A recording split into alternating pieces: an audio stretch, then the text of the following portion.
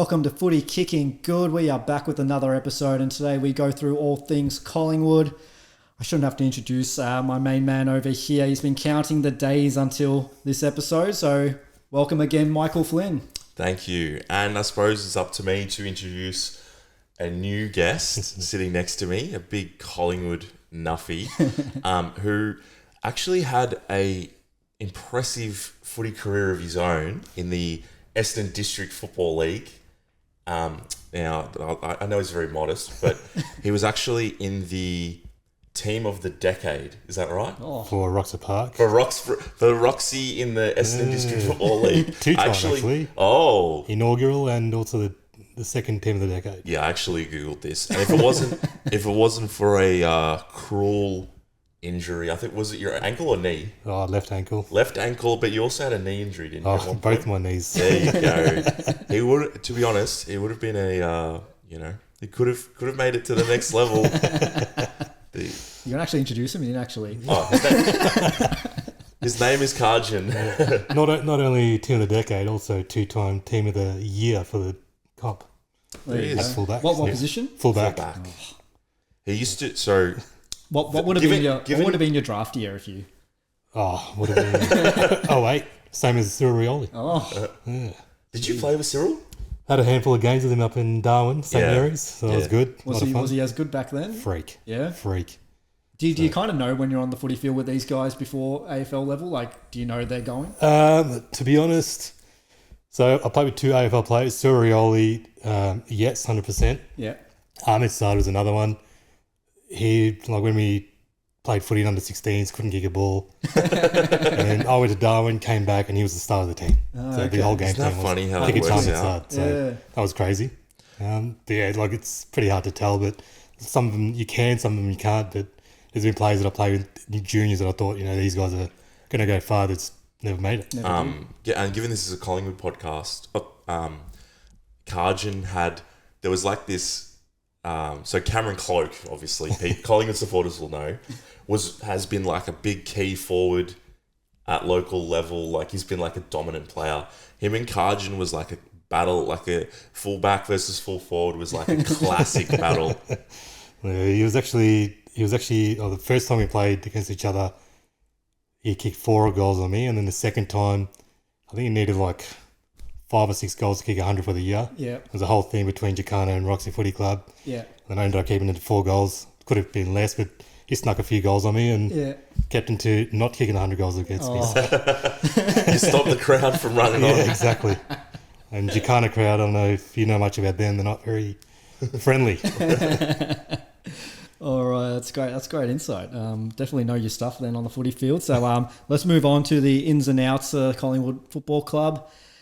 Joel Cochrane was a great pickup for you guys. I think he was the Swans Academy pick that you guys they chose not to match. Yeah, and I think always great to have a defender. From all reports, he's flying. Dan Houston's obviously the real big name there. We'll obviously get into him a little bit. What do you guys think of Tim Membry coming into the side? I'm wrapped. Yeah, I'm happy. Yeah.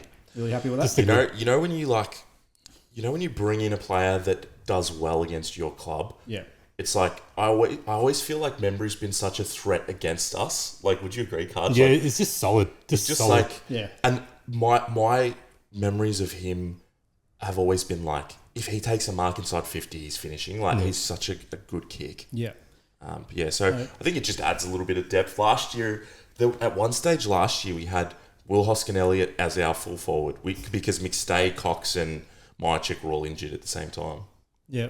That was a bit rough for us. Yeah. But that's always been one of the strengths of Collingwood, I guess, is having the multiple avenues to goals, and now you've just added another one, haven't you? We haven't had a proper key forward since Travis Cloak. I know.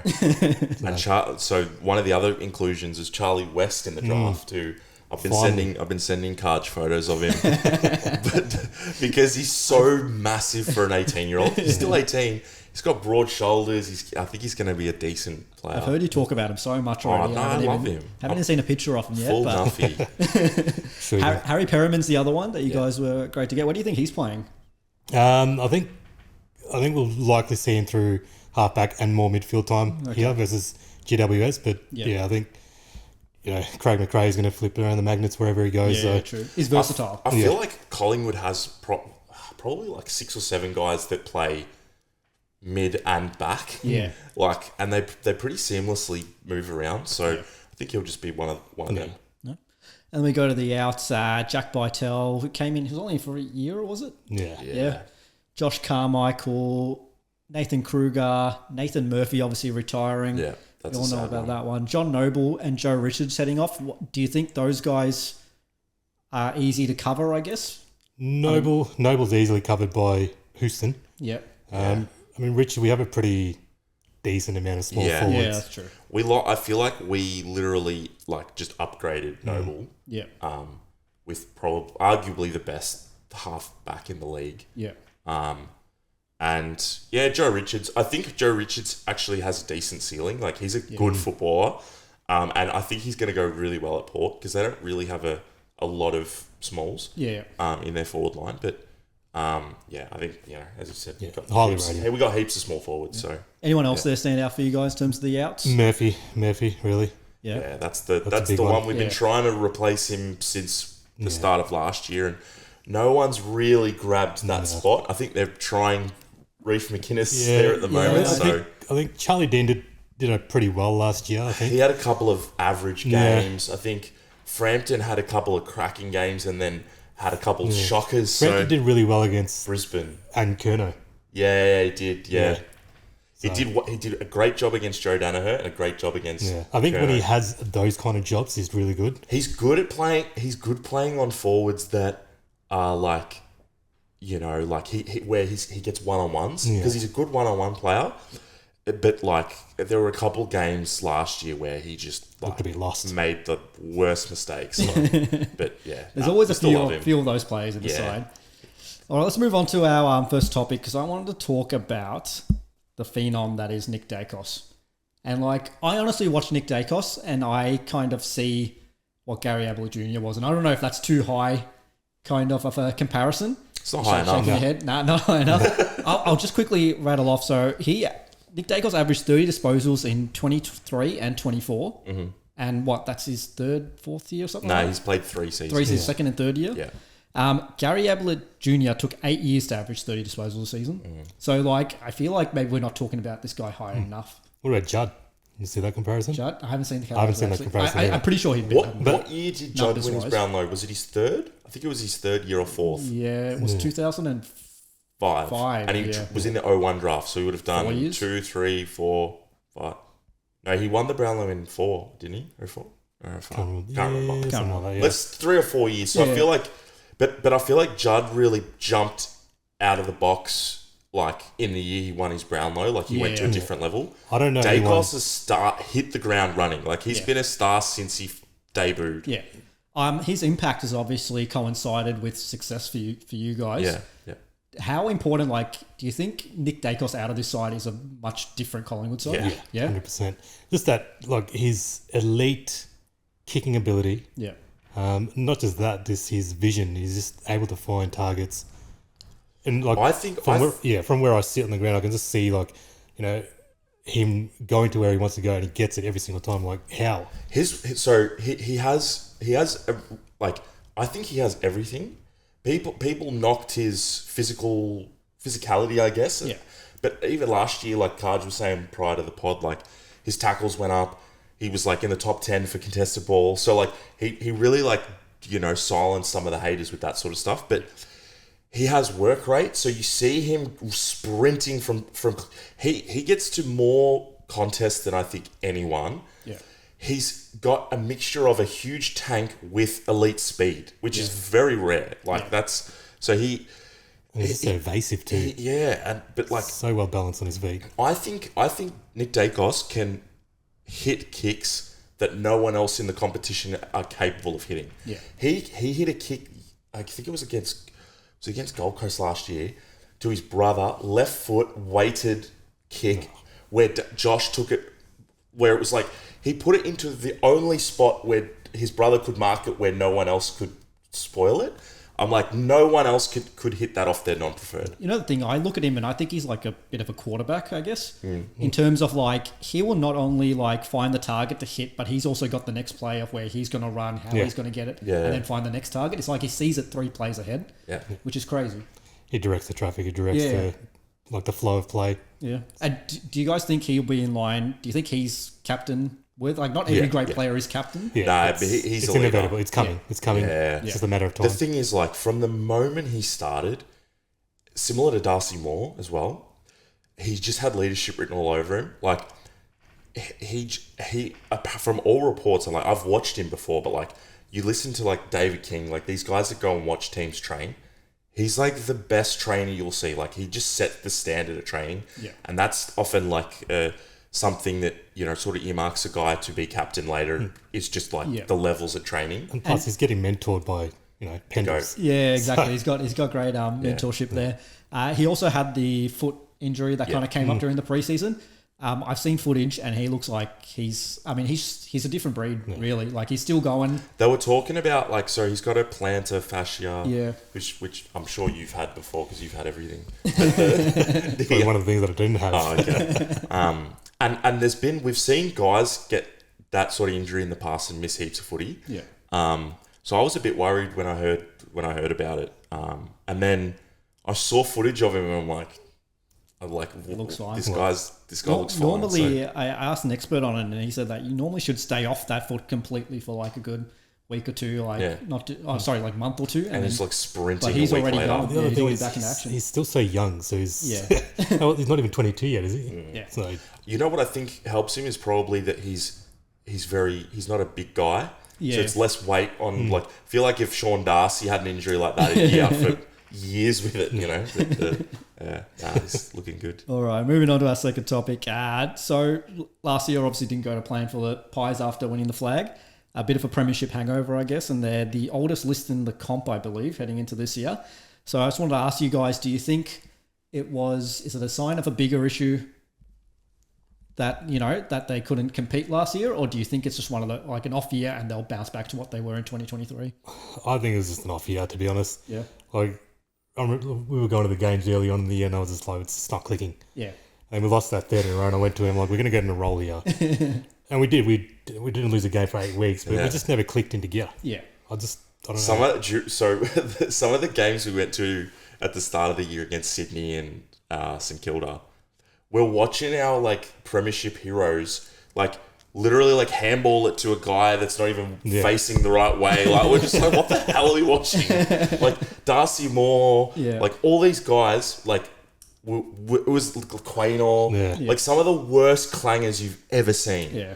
But honestly, I think we are in a decline just by way of players aging. So obviously Pendlebury's not the same player he was when he was younger. He's still going pretty well. Neither side bottom, but I think they're all winners. Last year was, I would put it down to injuries. Yeah. I think Jagoe is like a huge loss for us when he's not out there. She's an X factor. Mitchell as well. Just that extractor. Tom Mitchell was, he was a key contributor in the year we won the flag. No McStay last year, didn't have a target. Myercheck was playing injured. There was just like, there were lots of blokes that were just, playing Can I bring injured. up the Nathan Murphy aspect of it? Because I feel like him going down didn't... Darcy Moore kind of lost that support. Nah, it exposed Darcy Moore a bit. Because every Collingwood player, every Collingwood supporter will agree that, like, Darcy is the guy where he's like, he does a lot of things that, like, if they come off great, but he makes a lot of mistakes. Yeah. And Murphy in 23 was the guy that would mop up his mistakes. Yeah. Whereas last year, it was just like the spotlight was on Moore and he just wasn't handling I feel like it almost had a follow-on effect, and I feel like Darcy Moore not playing his best maybe affected Isaac Quaynor a little bit. Yeah, for sure. From all reports, like Quaynor's fitness is as good as it's ever been. Yeah, he won they don't call it the beep test anymore. Rolling beep test or something. Whatever it is, but he's a freak. But do you think, because I don't feel like that void has necessarily been filled, we talked about Reece McGuinness possibly playing their role. Do you think that could still be an issue for you guys this year? Yeah. Well, yeah. I guess we can have a chat about that, but breakout year, but I think, that's going to be a hole to fill. Honestly, besides Darcy Moore, it's a very undersized defence. Yeah. Like, Howe always is punching above his weight. Like, Jeremy Howe is probably, 6'3"? Yeah, 6'4". something like that, yeah. But like he's often playing on blokes that are like, Charlie Curnow. He would occasionally play on like a buddy, like when he was still getting around. So we've been looking for a second tall defender for a long time. Carlton have been looking for one as well. They're hard to find. A few clubs, yeah. Yeah, so and Hawthorn, meanwhile, has picked up too. They've got both. I mean, we'd love. Imagine McGovern playing for Collingwood. Yeah, that'll be good. Just a quick one before we wrap this topic up. In terms of your list strategy going forward, where do you guys sit? Do you guys want to go more to the draft and pick up some younger players, or are you happy like going after free agents like Matt Rowe's come into conversation now? Oof. Like, would you be happy? Would you prefer to take your first rounder next year, or would you? I'd rather Rowe. Yeah, Rowe. Yeah. I love Rowe. Yeah. But the thing is, like, I think Collingwood and Geelong are probably the two teams that we're never really going to see them do what Richmond have done this year. I think they're sort of going to go take your picks when you can, but also if there's good free agents available. I think they're always, especially when you have a talent like Nick Dacos on the list, it's like, I feel like you're never really going to be completely bottoming out when you've got one of the best players. In the off chance, let's say, it's really tight this year, you might have some injuries. Let's say you miss the 8 hypothetically. Yeah. Would you want to go to that draft strategy? Do you think that'd be well? We don't have a first round pick next year anyway. But we can trade to it 2 years in advance. So would you rather? I'd be interested in bringing in Rao, to be honest. Rao? Okay. Yeah, because I feel like it doesn't really do that much harm if you're bringing in young guns, because I think a bona fide star at the age of, let's say, 24 or so, I don't know how old Rao is now. It's probably early 20s. 25, yeah. But like, you know what you're getting. A draft pick is it's a lottery. Like you don't know. You could be picking up Paddy Cripps. You could be picking up Paddy Dow. Like there's no certainties. Whereas you pick up Rao, you know what you're getting. Yeah, that's true. Well, moving on to the other big free agent, Dan Houston. Let's talk about his effect on the side. Do you guys? Were you guys stoked with the acquisition in the first place? Yeah. We wanted him bad. Yeah. Like I was speaking to like when that trade happened, my mate said, like, he goes, he was shattered. Yeah. He was like, Dan Houston should have been our next captain, this and that. I'm like, well, he's gonna potentially win a flag with us, so we'll see how that goes. Yeah. But yeah, I'm happy. I'm wrapped with that. He brings so much upside, off the half back. I would love to see him on the wing. Yeah. See Josh on the other wing, him on the other wing, and Nick Dacos in the Josh middle. Dacos has been training with the backs. Yeah. So I think they're going to be pulling some changes this year. But honestly, like, I think some of the best teams we've seen of the modern era have been brilliant kicking sides. So Hawthorn are the standout. They had a team of elite kicks, especially in the back half.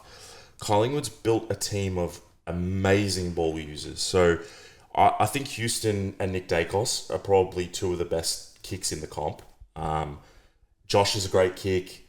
Maynard's a great kick. Howe's a great kick. Pendles, Sidey. Like, just having those kicks, they're confident kicks. Like they're willing to bite off a really risky one and hit it. So I think he's just gonna, like, if you see players in the comp and you think, like, how are they going to fit into our system? Houston is always a guy I've looked at and thought he'd do really well at Collingwood because he's just the perfect fit for us. I think it's very underestimated how good an elite kick in the back line is. Yeah. Because it really is the slingshot play. Like we saw it with Nick Dacos in his first year. Yeah. But even like Sicily, these guys, like, if you could, and the other thing is, a guy with a penetrating kick in the back half is worth his weight in gold because he can actually clear a zone. So Houston can hit a 60 meter. We saw that kick after the siren against Essendon. Yeah. He can hit a 60 meter dart effortlessly. You have a guy like that taking the kick-ins. If he runs, 15 meters and kicks at 60, you're already on the wing. Like, it's a pretty significant thing. And you think about the Collingwood game style and how fast and quick paced it is, like, it's just going to add to that, really, isn't it? And I think as well, like, his relationship with the Dacos boys, going to school with them, like, from all reports, like, the Dacos boys were, like, a big factor in bringing him over. It's pretty hard to say, like, no to Nick Dacos. Yeah, so it's like, I think that there's going to be some chemistry there that, like, they would have played together at school, so I think he should be slotting in fine. No, very solid. Let's move on to the individual accolades, and let's talk about the Brownlow first, because for me, I think this is almost a lock if he's playing every game. And I don't know if He'd you be guys feel the close. same. Yeah. Yeah, 100%. Barring Take us. injury. Probably should have been a lock last year, if Yeah. you ask me. Well, the thing is that the one of the interesting things that gets lost in the wash is, so Cripps obviously broke the record. So did Nick Dacos. So Nick came second with a record-breaking, I think he got 39 or 38 votes or something like that. Insane. It's a Brownlow than any other year. Yeah. I mean, exactly. Yeah. So obviously, yeah, he's the only one. No one else is capable. He's just a star. Yeah. That's fine. Let's move on to the Coleman. Is there anyone on the Pies that could possibly win a Coleman? The only one I see is either Hill, if he gets on a real good start, or Checkers, really. I think Hill will win our goal kicking. That's what I think. Yeah. I think he'll kick 40 something this year, but they're not. They're 20, 30 short of the Coleman for sure. Yeah. Yeah. All right, and yeah. all Australians, any kind of smokies for it? Anybody outside of the norm, I guess. Let me have a look at my notes. So I've got two down here. One guy who I thought was stiff 2 years ago, Isaac Quaynor. Yeah, I was just thinking that. Yeah. Yeah, I was just thinking that. And another one who I don't feel like, he's probably not underrated for you guys, but I think for the rest of the footy community, but Crisp. Oh, Yeah. I think he doesn't get enough love, and I think he's an amazing player. I think he's got how many games until he breaks the all-time consecutive games long, record? but Yeah. I think we worked it out. I think it's round 8 he breaks it. Okay. I think we worked out we're playing Geelong at the G Something that like game, that. so that should be a cracker. But obviously, Definitely underrated. I would say the most consistent player Yeah. of the last 10 years. Like obviously in the fact that hasn't missed any games since he arrived at Collingwood. He has never missed a game. Is he? He's not one that's possibly at risk of ever being pushed out of the side, do you think? I don't think so.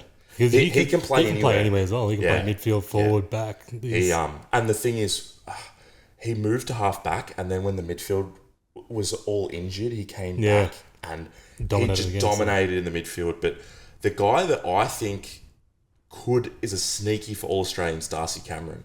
Okay. Because he came second in our BNF last year, and I felt like he was one of our best players, definitely most improved last year. I feel like gone are the days you see the second ruck in the All Aus side.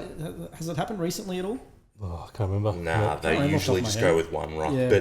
But honestly, like, you know, he's decent at the ruck craft itself, but his work around the grounds, his contested marking, I think just a at one competitive beast. point he had more contested marks than Gawn, like, which is pretty impressive for considering how good Gawn is at that. So, yeah, he's one to watch. He's just a solid ruckman. Yeah. Yeah. Does his job. Well, Nothing those fancy. are the kind of rucks that tend to be premiership rucks. I mean, he is, but like, it's not really those Nankervis. Yeah. Gawn's only go McAvoy. Gov 1, but McAvoy, English. yeah. All those. All right, moving on. All right, big question. I think, Flynn, you've already answered this, but Yeah, I should have looked ahead. who's going to be winning the goal kicking at the Pies this year? If you're saying Hill, I'll go someone else. I'll go Checkers. I think he's back for another big year, I think. Yeah. Who's Checkers? My check. My check, yep. Yeah. The Okay. Pies fans will know.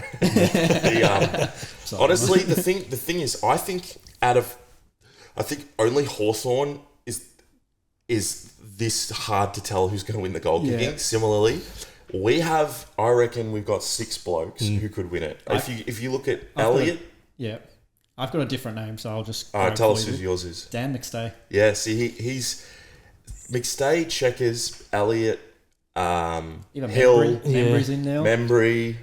I'm sure I've missed That's some. what I really love about Collingwood, because you don't know where the goals are coming from. Yeah. So you have to have a genuine solid defense. Well, in 2018, we had 4 guys kick 40 goals. One was Josh Thomas, was it? Yeah. Yeah. He had a killer year that year. He kicked 40 something. Huskin Elliott kicked 40. Yeah. Mychek kicked 40. Stevenson kicked, and I think Degoe kicked 40 as well that year. Like, those are usually decent, you know, in the standings, you know, in terms of, you know, how the team goes. If you've got that many guys kicking like, you know, consistently too, it's a good, you know, No, very solid. good forward line. All right, and as we come to wrap it up, player to break out or an underrated player? I think we're gonna have the same one. Yeah. I think we're talking about, you know, replacing Nathan Murphy. Yeah. I think for me, it's either of Charlie Dean or Reece McInnes, and from what people are saying from training and whatever. Reece McInnes has really taken over Charlie Dean and Billy Frampton. And when we see the intra clubs, you got the A's and the B's. Reef seems to be in the A's, so I think he'll be the replacement. Yeah, I think the change from forward to back, I think it should be good for him. But he looks big. He looks like he's put on a lot of size. But the thing is, he's had a really difficult job. Like, I remember last year. So he's played as a forward, but he's been the sub a lot. Yeah. And he comes on, and it's hard to sort of pick up the pace as like a mid-sized forward. He's played some really decent games as a forward. He's done some good things. And he's a competitive beast. So I feel like the defense probably suits that aspect of his game. But I was going to say him, but the other one that I think I'm hoping has a breakout year is Ed Allen, who we saw him play towards the end of last year, and the very last game of the season against Melbourne, he had a really good game in the midfield, and he did some really nice things. He kicked a really nice goal, and I think all the fans were sort of like, "Oh, here we go," like this, because there was always sort of this feeling that Finn McRae was the one, but now I feel like the sentiment with Pies fans is Ed Allen's gone past him. Yeah. So there's a few there in that same break. I think is it Harvey Harrison? Yeah, he's injured at the moment. Yeah. So Harry Di Mattia is probably the other one. I'm so keen to see. Last year he was he was our first round pick from 20. Injured his hand in the preseason or something. Yeah, he had a nasty finger injury or something. So whatever it was, but I think this year. So last year they were sort of looking at him as a halfback. This year I think they're looking more as a wingman. Okay. So it'd be interesting to see if he gets a debut. I don't think he's played yet. No, he hasn't. Actually, another player that I want to see have a breakout is probably Schultz on the scoreboard. Yeah. See, he was an interesting one last year because he sort of became the whipping boy, but then he played some good games too. So towards the end, he just made a few silly decision errors and just didn't impact the scoreboard like he did at Fremantle. And I think hopefully fitting into our system, I think he should hopefully. The funny thing is, like, when he was at Freo, I had this perception of him never missing a set shot. Yeah. And then he arrived at Collingwood and he's shanking him from 30 out. It's just like, I'm just like, typical. The thing with the small forward position, like, it's really hard to keep having great years back to back. Like, you never see small forwards being the Australian or Oz side 2 years in a row, rarely. Yeah. The other issue is Collingwood have a forward line full of smalls, so all of them have a specific purpose, and I feel like he struggled to find his because McCreary's in there as the pressure forward. Elliott almost plays as a tall, like he's more of like a leading forward. Bobby Hill's like a crumbing forward, and so you look at Schultz and you go, well, what's his purpose? He almost plays really similarly to Elliott. Like, I feel like he is an underrated mark for a really short guy, and like I feel like he just struggled to fit into that forward line, but after a season he might, have learnt, picked up on some things. Yeah, no, definitely. I'll just quickly run through all my players that we've already mentioned before. So Bobby Hill, I think, will be the one to break out. I think he'll have a career high, at least in goals. That's what I'm thinking too, because he's never, like, as electric as he is, he's never really looked like he's like super fit. This off season he looks magnificent. Like, he's been doing all this PT work with the boys, so I feel like this is going to be like a PB season for him. Yeah, and underrated, we've already mentioned Jack Crisp. But Dan McStay, I feel like his importance to the side maybe is underestimated a little bit, at least outside of Collingwood supporters. When he came into our team, just the structure of our side just looked a bit more settled with him there, just with a focal point. He can be our get-out kick, and I think hopefully with a healthy year, he's going to do a bit more damage. I think most Pies fans would agree that Cox is probably not in our best side anymore. No. I think if we can fit Membry, McStay and Myercheck all in the forward 50, I think McStay is a very capable second ruck. So it just means you don't have to have Cox in the 23. So do you think McStay might be playing that second ruck role potentially? Yeah, I think so. Okay. Yeah. Well, cheers, boys. Great episode for Collingwood. Glad to have the experts on the couch. Thank you for coming down and giving us your insights. We'll be back for another episode tomorrow. Thank you, guys. Go Pies. Go Pies.